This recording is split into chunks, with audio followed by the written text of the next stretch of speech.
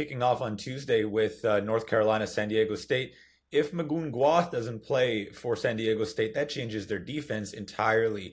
It's interesting because he's their tallest starter at 7 foot, but he's not their center. He's their power forward, and he's super quick and really great with his footwork defensively, which allows him to play on the weak side when it comes to blocking shots. You know, you think of a shot blocker, you think he's standing super tall right underneath the rim. Just Magoon Guath will guard Jalen Withers at the 4, who's been starting for the Tar Heels lately, and he'll be able to recover to drivers and block those shots for the small North Carolina guards if they don't know that he's there because he's coming from the weak side.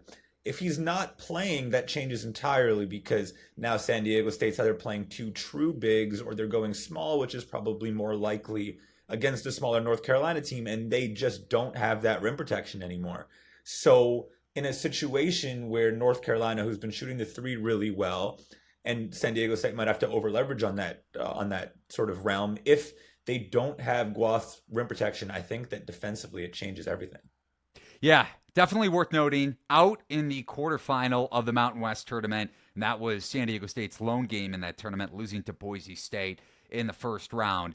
So about a differential of 9.5 points per 100 possessions with Guath off the floor. And you go back to the Boise State game, Broncos, Matt, took a program record, or tied for a program record, 43s, and you kind of alluded to it, North Carolina, over their before the Duke game, so from February 15th through the quarterfinal matchup against Wake Forest, shooting 44.6% from 3, 31.9% their opponents were shooting from 3, so a pretty good net 3-point clip. You could argue maybe a little bit of variance in store, but it's a good matchup for them, and you could also argue North Carolina shouldn't be in the tournament considering their at-large resume, but pretty good non-conference strength of schedule, despite the fact that they only had that one notable quad 1 win over UCLA.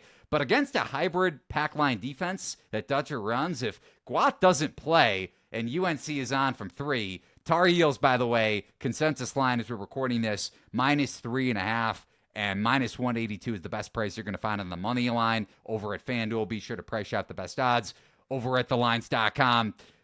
I would say advantage UNC at least to win the game outright.